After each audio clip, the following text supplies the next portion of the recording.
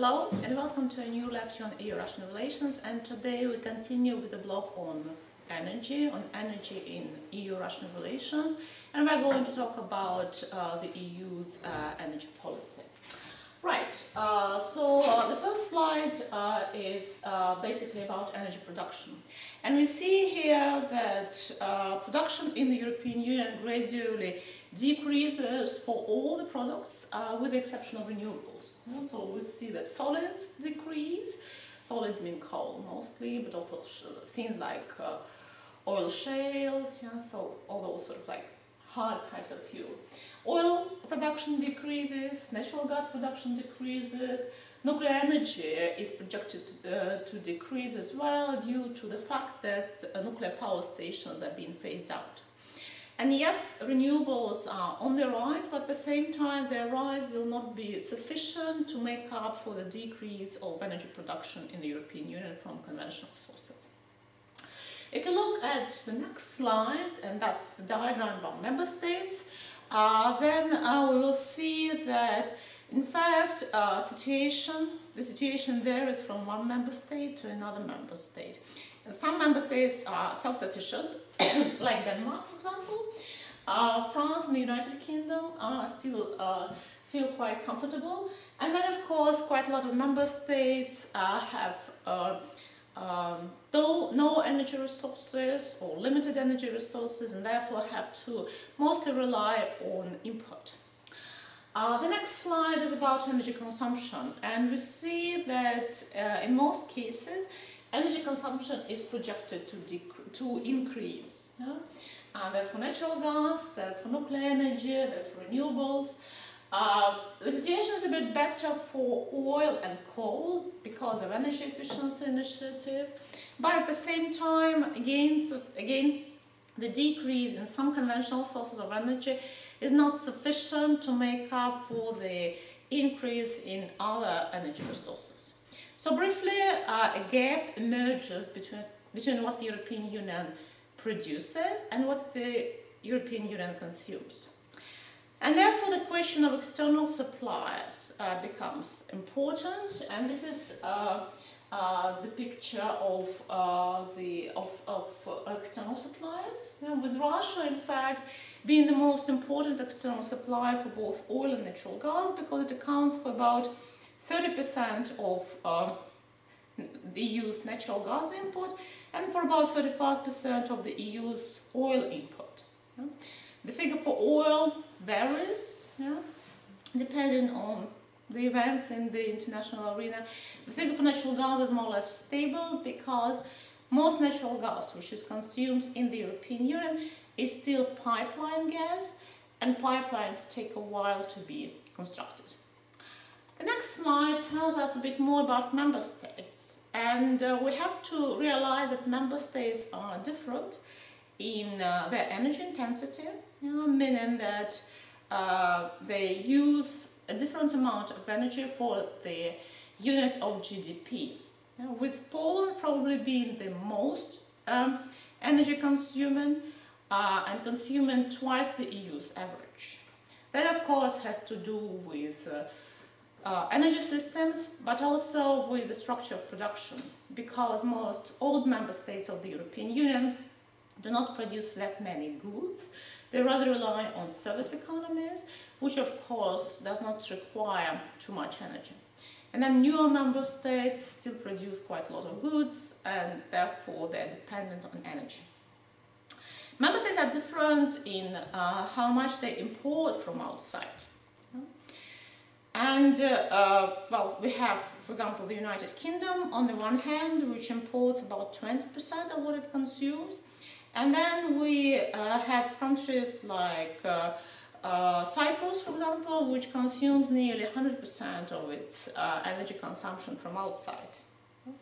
Germany imports over 80% of the gas that it uses, with 40% of it coming from Russia.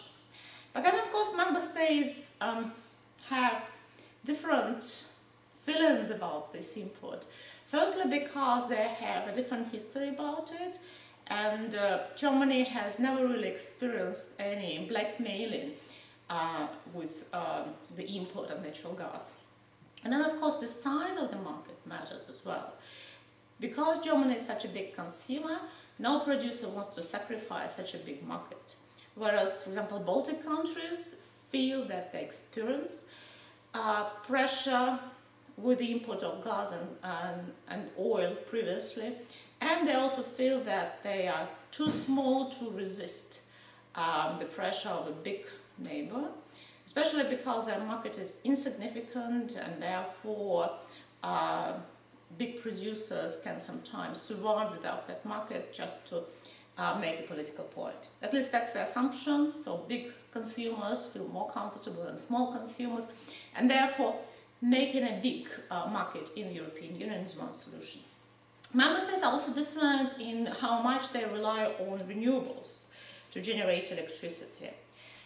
For example, Austria, Sweden or Latvia produce about 50% of their energy from renewables, whereas the United Kingdom or Eastern European countries, Central European countries, in fact produce about 5% of their energy from renewables. Yeah, so the level of reliance on renewables is definitely different. Member states are different in terms of whether they support nuclear energy or whether they are against it. And that's a question which is left in the competences of national authorities. It's up to them to decide whether to maintain nuclear energy or to phase it out.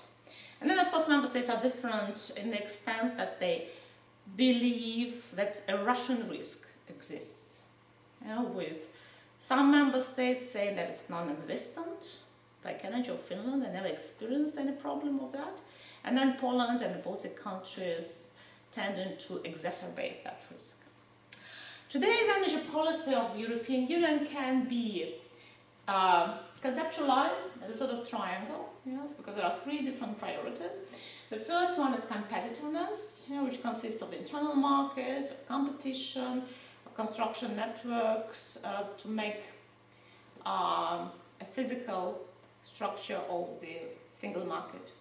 The second one is about environment. Yeah, so all things that are related to CO2 emissions, to renewables, to energy efficiency are located in that part.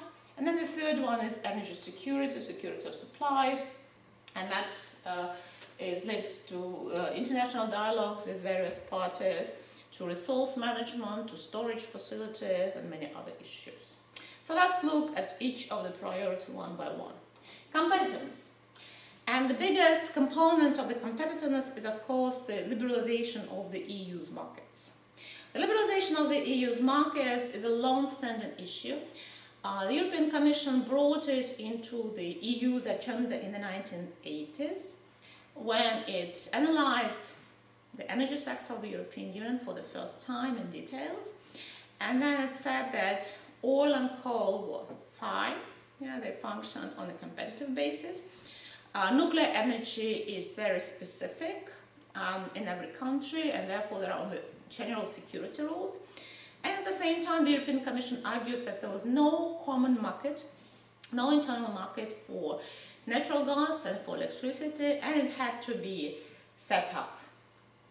And therefore, as a result, there were three waves of liberalization, or three packages of liberalization. The first one took place, the first package was presented in the 1990s, at the beginning of the 1990s and towards the end of the 1990s.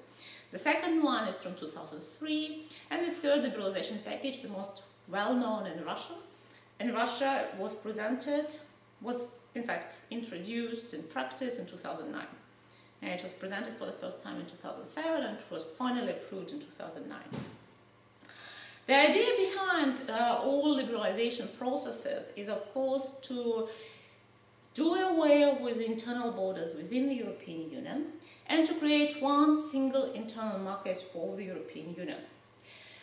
Secondly, the idea behind is to put an energy consumer in the center of all the relations, so that an energy consumer can choose his or her supplier freely. And thirdly, it is about enabling competition among various energy companies so that the prices are lower and the quality of the services is high. Yeah? So this is the logics of the liberalization process. Of course, competition is what generally lies beyond liberalization process. In the context of the European Union, liberalization is not only for competition. In the context of the European Union, the liberalization is, of course, also about making a single market out of currently 28 separated markets, or partly separated. Liberalization is also linked to something that is called unbundling. Unbundling is a very important concept because it basically explains how competition can be put in place in the European Union. Any energy production, be it oil production, gas production, or electricity production, can be separated into three different segments. Upstream, you need to produce oil, generate electricity, produce natural gas. Midstream or transportation, you have to transport it from a well or from the generating facility to consumers. And then downstream, the downstream part, that's when you distribute electricity, oil, natural gas to all sorts of consumers, be it households or big industrial facilities. So basically the assumption behind unbundling is that you cannot construct various transportation ways because it doesn't make any sense to duplicate those transportation ways. But you can actually guarantee that every company has an access to those transportation facilities, and therefore if everybody has an equal access to transportation facilities, then you will have competition in the upstream business and in the downstream business. So liberalization is actually different from privatization. Liberalization frequently presupposes privatization, but liberalization is more about competition. Liberalization of course also brings a very important question of the security of supply. Because if you have one big company, then it can guarantee the security of supply. If you have smaller companies, how do you guarantee the security of supply? Furthermore, liberalization is also important because if you don't produce natural gas or oil, then competition in the upstream market can only emerge if you spread the very same practices of liberalization on your external partners. Yeah? And this is the logic behind all the discussions about Russia's liberalization. This is the reason why the European Union insists on Russia liberalizing its natural gas markets, precisely because without that, the European Union still has problems with liberalization in its own territory. Liberalization was expected to lead to a price decrease, but it actually didn't happen because of various reasons, mainly because of fluctuations in the global markets, but also because liberalization in the European Union, in fact, proved to be much more complicated than the European Commission initially projected. Natural gas and electricity were dealt together, not only because these were the two segments that were not liberalized, but also because they were conceptually similar, because both electricity and natural gas are linked to the infrastructure. You can hardly transport electricity and natural gas without electricity lines, power lines, or natural gas pipelines.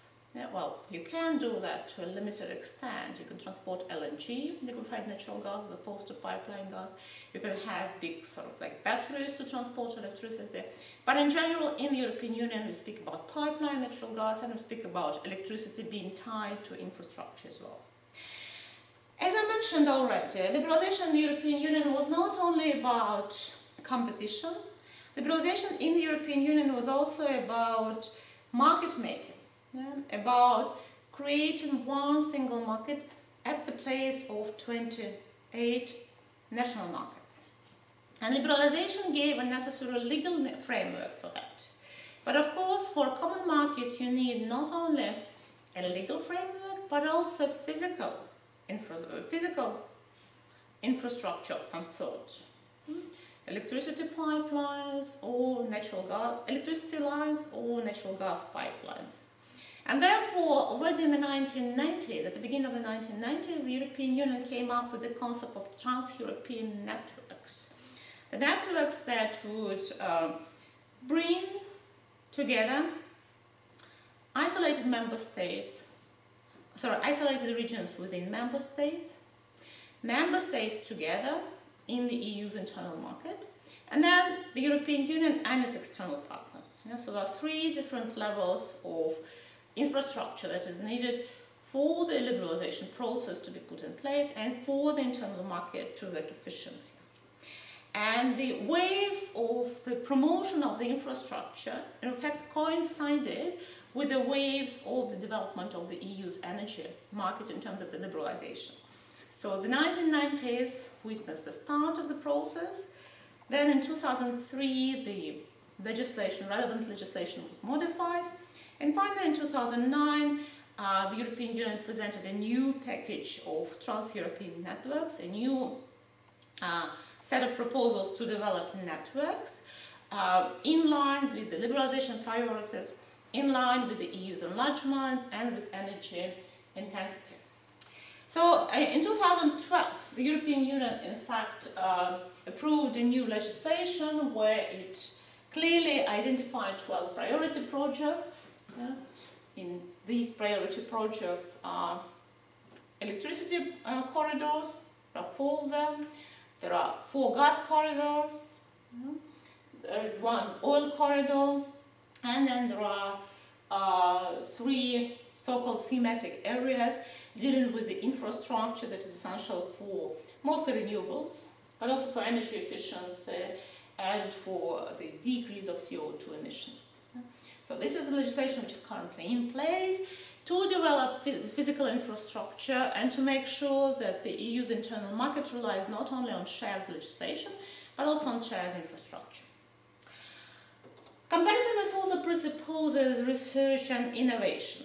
And in terms of the research and innovation, the European Union first and foremost talks about new sources of energy, and I mean renewables. There are all sorts of different goals. The most famous goal is the goal of the increase of renewables to 20% of the energy consumption by 2020. The current goal is 27% for 2030, and we will see how the European Union progresses towards this goal. The amount of green energy in the European Union increases every year, but at the same time, because consumption increases as well, the relative goal, the goal of 20 and now 27%, is increasingly difficult to be achieved. There are some discussions about nuclear energy, and it's not quite clear whether to, in fact, develop it or not. There are discussions about the clean use of coal, because this is the type of energy which is abundant in the European Union, but of course it's not environmentally friendly, and therefore there are all sorts of initiatives to develop a more friendly production of coal. And then the European Union tries to promote CO2 storage facilities and innovative ways for the transportation. The second part of the EU's energy policy is environment, environmental aspects.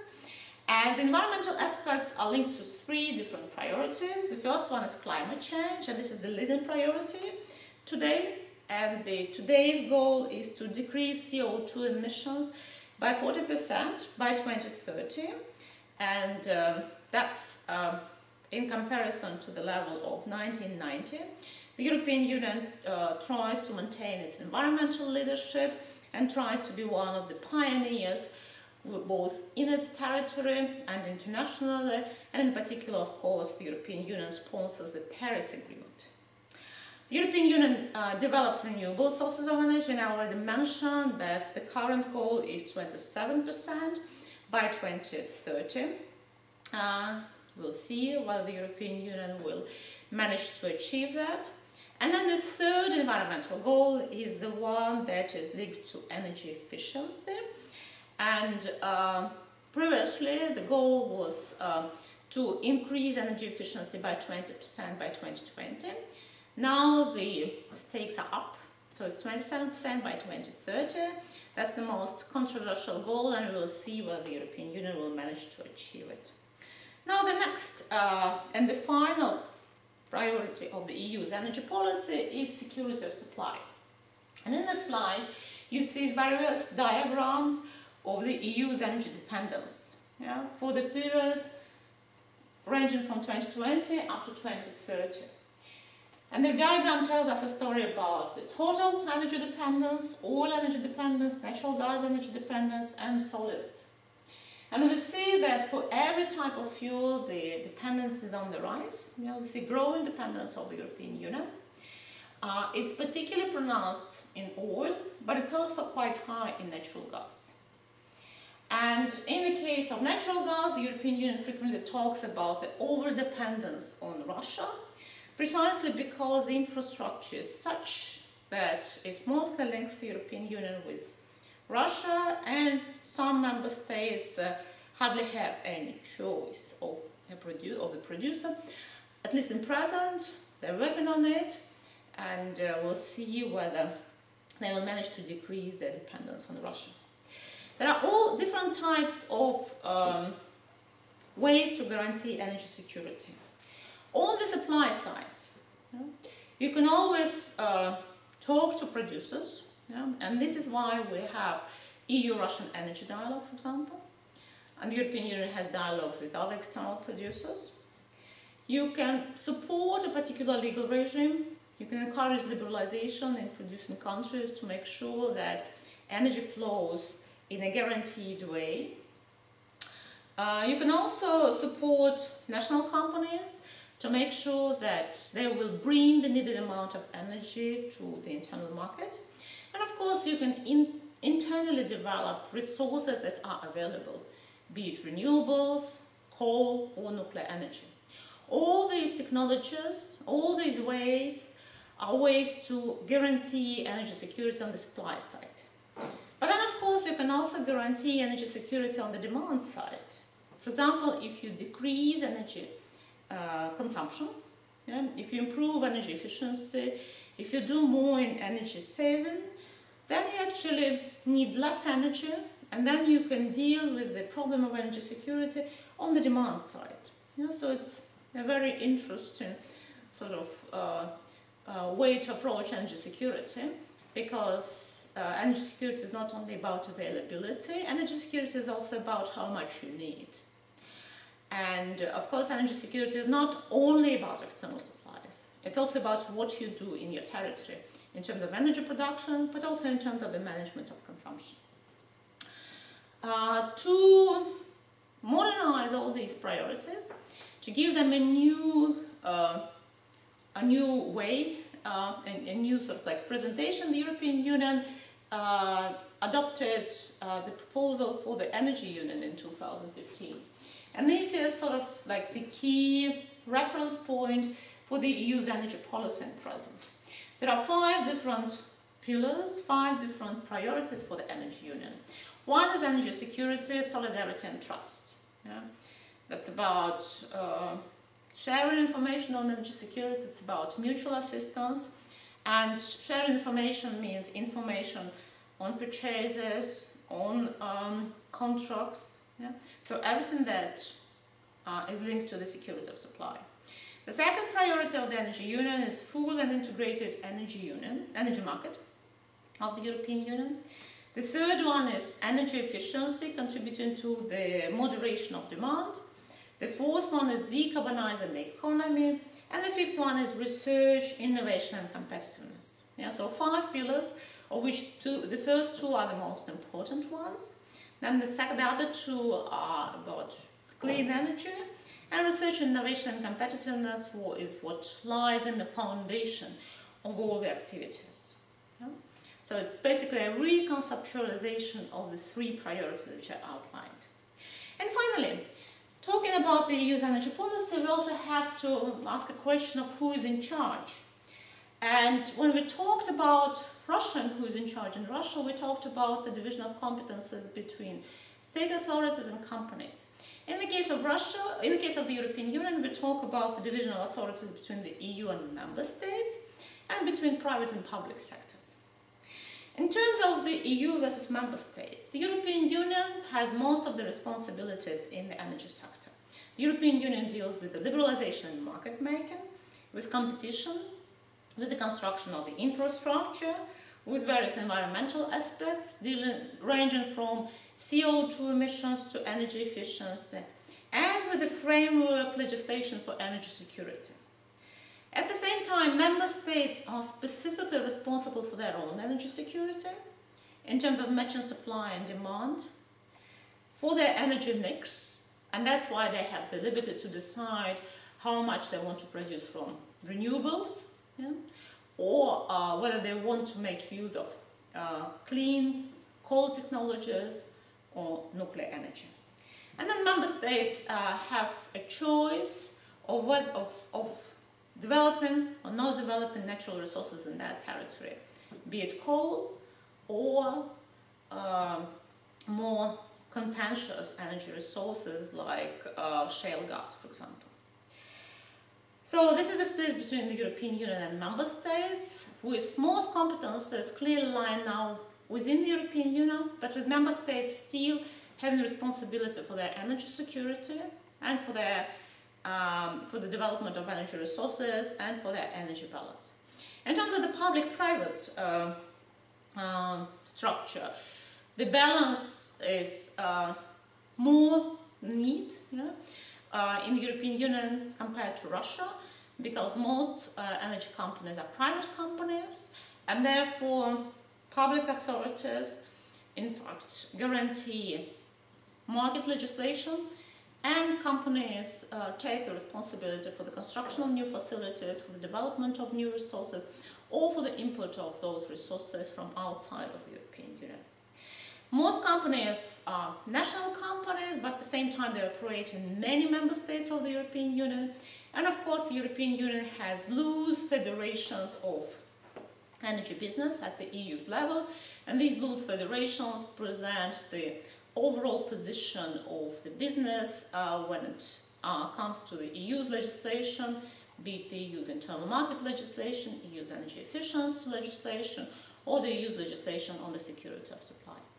So this is the structure of the EU's energy market legislation, and with that I finish this lecture on the EU energy sector, and I welcome you to the next lecture, which will deal precisely with bilateral relations of the EU and Russia in the field of energy.